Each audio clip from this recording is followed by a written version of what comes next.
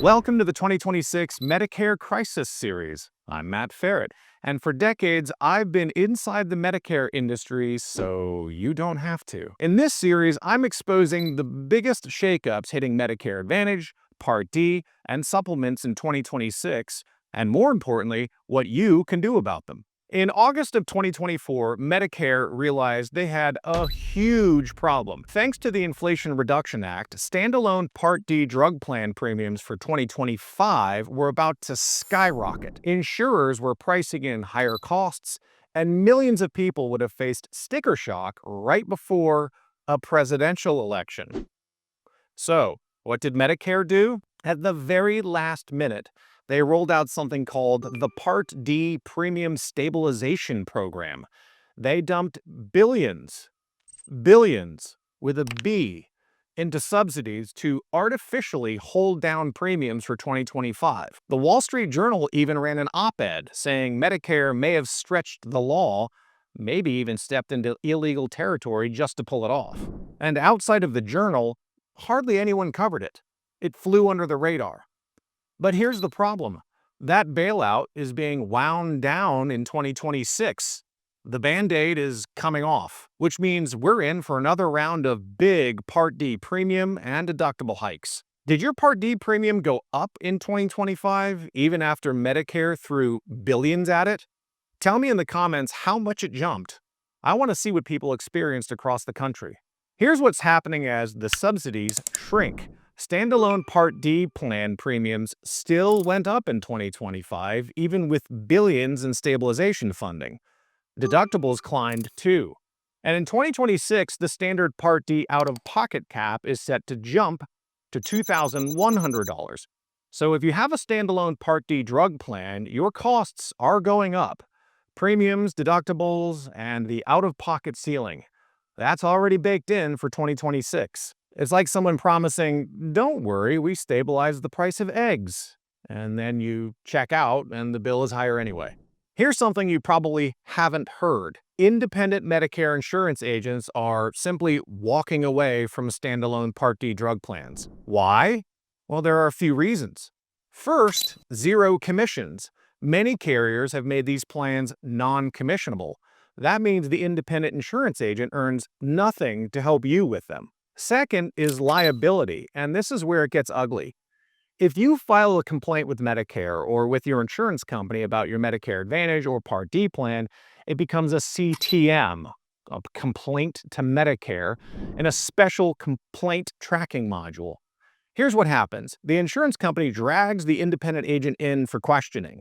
They grill the agent about what was said, what was done, and whether anything was wrong. If the company decides the agent was at fault, that's it. There's usually no real appeals process. The agent can lose their contract with that insurance company, and enough CTMs can even cost them their license to sell Medicare plans altogether. Have you ever filed a complaint about your plan? Maybe you didn't get your med, or your coverage didn't match what you thought? Drop it in the comments. I want to know how it was handled and whether it ever really got resolved. And here's the new wrinkle. Some E&O insurance carriers, that's errors and omissions insurance, basically malpractice coverage for insurance agents, are starting to refuse coverage for agents who sell non-commissionable plans. You heard that right. Just like doctors need malpractice insurance, independent agents need E&O. But if their carrier won't cover standalone Part D plans that have no commission, good luck getting your agent to shop your PDP this year. That's why you're going to see more and more agents quietly backing away from Part D work. It's high risk, low reward, and for some agents, maybe not even an insurable event anymore. If you don't want to be blindsided by this stuff, hit subscribe right now and follow me on LinkedIn and Facebook. I'll keep breaking down what Medicare doesn't say out loud so you can protect yourself. And share this video with a friend or family member who takes prescriptions, which is basically everyone on Medicare. Don't let them get caught in this mess without a plan. So, what do you do in the middle of this Part D meltdown? Well, number one, read your annual notice of change. Every September, your carrier sends this letter. Look closely at what's changing for 2026. Premiums, deductibles, copays, and drug tiers. Number two, use Medicare.gov for Part D.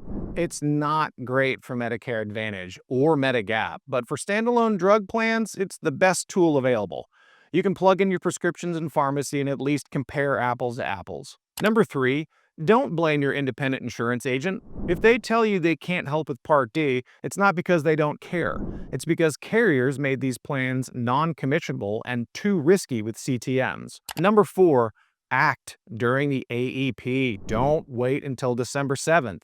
Review your drug plan options early, make your choice, and avoid the January surprise. If you had to switch drug plans last year because of premium hikes or coverage changes, tell me about them in the comments. Did it save you any money? Or was it a downgrade? Your stories help others watching this video know what to expect. This was part 2 of my 2026 Medicare Crisis series. I'll be releasing more episodes over the next month, all in the playlist below, so check them out and subscribe so you don't miss what's coming. If you want straightforward Medicare education, go to my website, prepareformedicare.com. And if you want personalized help sorting through this mess, my wife Nikki and her team of licensed insurance agents at brickhouseagency.com offer free, no-obligation consultations. Remember, there's no obligation to enroll, and they don't represent every plan available in your area. I'm Matt Ferret. Here's to your wealth, wisdom, and wellness. And trust me, this won't be the last Medicare shakeup.